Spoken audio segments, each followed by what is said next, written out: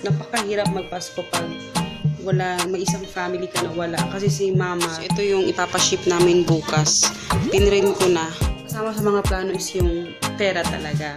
Pero yung ipapatrabaho ko lang talaga is yung sa likod lang at saka doon sa, hindi naman ako nangangako. So yung labor ng gagawin ko siya, syempre yung ating mga BIR, yung mga taxes, kailangan namin magbabayad ka pa nun kasi January na, diba? Hello guys! Ayan, good afternoon. Ngayon ako nag-vlog. Tapos, Merry Christmas sa inyong lahat. So, today is December 25, 2020. So, malapit ng 2021. Ayun. So, ngayon nga, kagabi, doon kami sa kabilang bahay nag-Christmas sa side ni Papa. Bakit hindi pa ito ni Papa yung kurtina, oh? Ayun, nandun kami sa sa side ni Papa kahapon. So, doon kami nag-Christmas. Nakauwi kami dito mga 1 AM na kaninang umaga.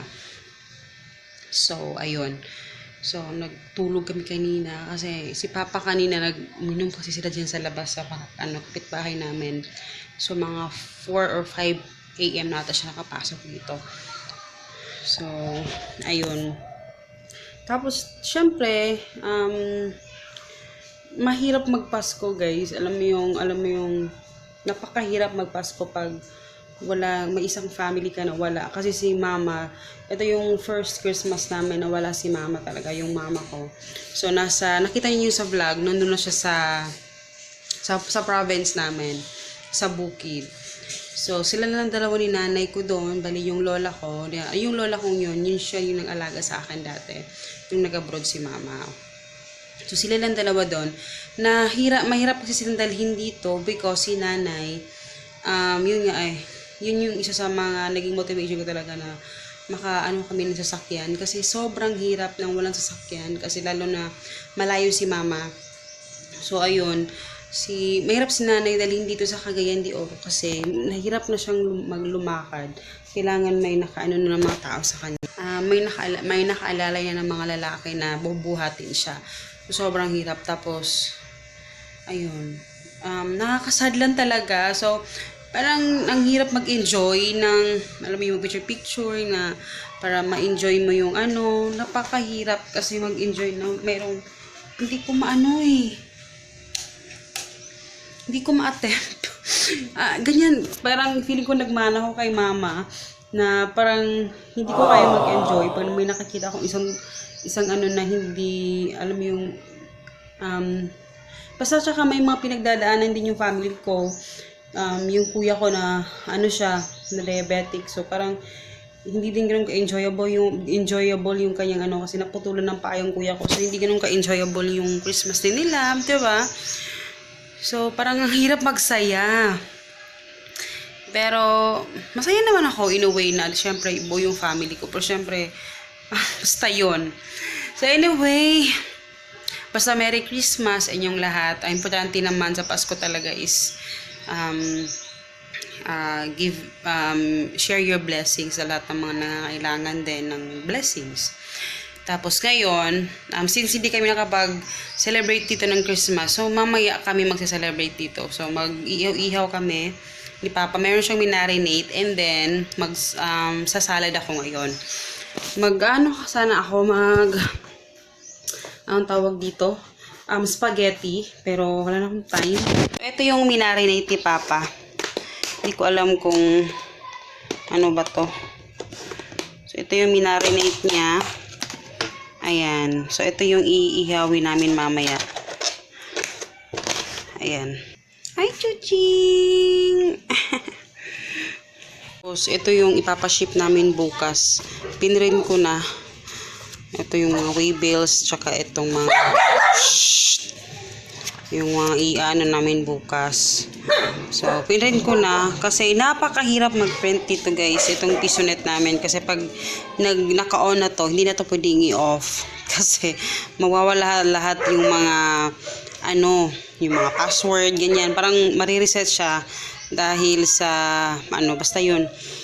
So, Tapos, may mga, kayo, ano yung mga plans niyo sa 2020, 2021? I'm sure marami din kayo mga plans. Sa sarap alam mo yung, parang mag-reset yung mga plans natin pag bagong taon, 'di ba? Pag going na mayroon tayong mga plans. Shh, chuchay.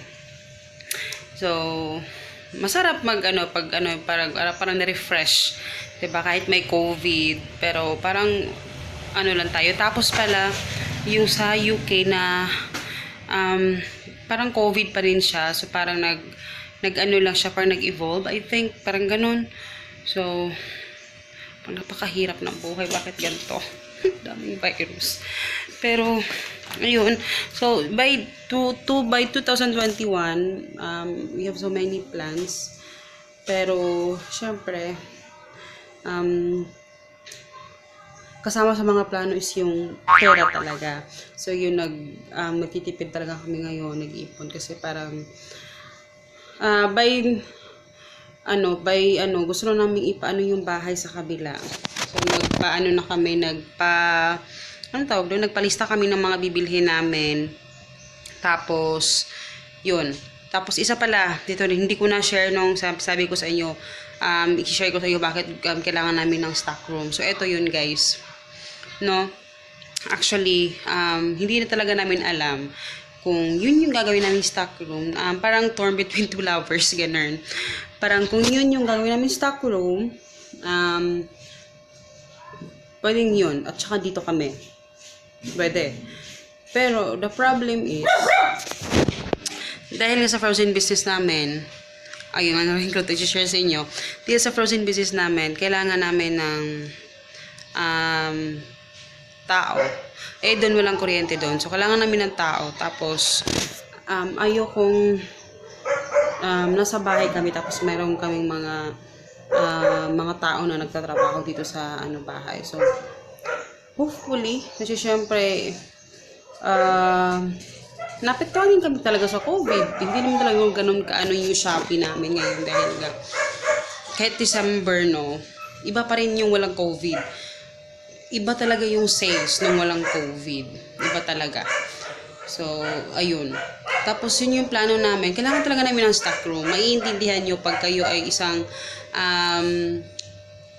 online business nyo. Pag nasa online world kayo na tapos, anong tawag dito?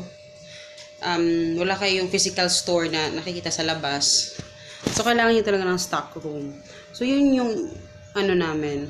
Yun yung talagang pinag-iisipan namin.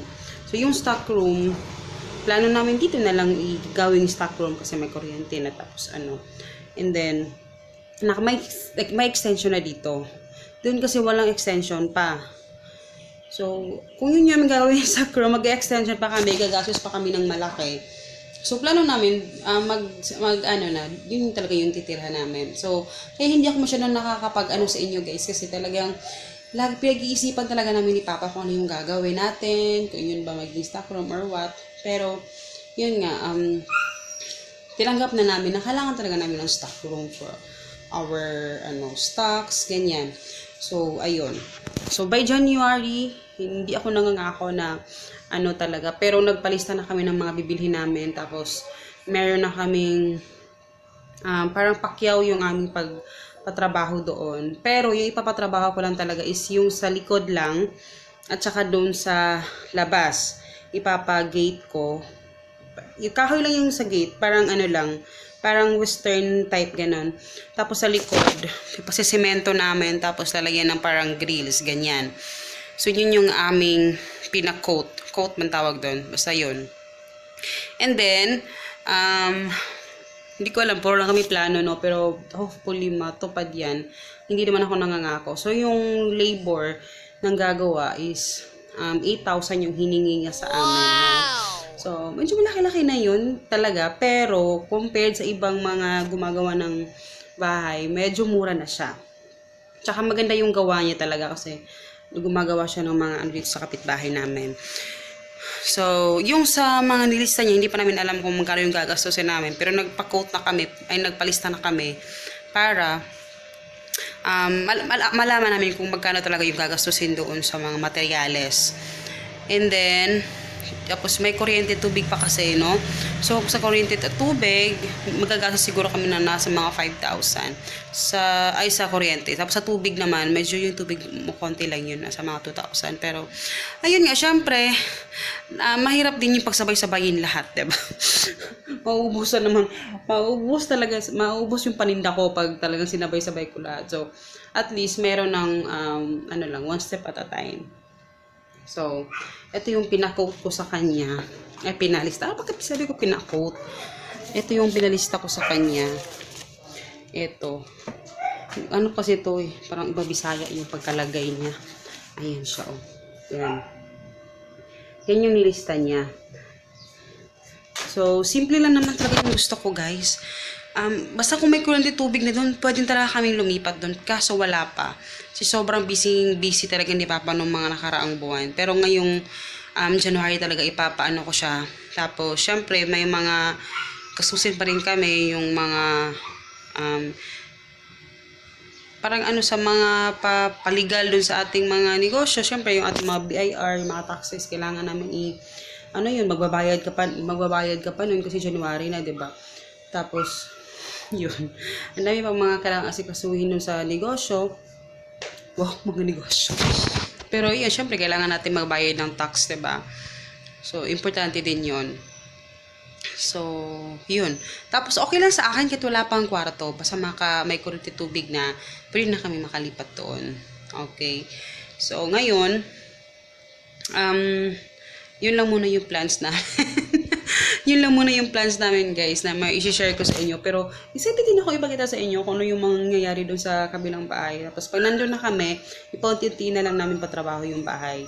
So, marami kami plano ni Papa. Pero mahirap sabihin, no? Pero yun lang talaga yung pinakaunang plano na gagawin namin.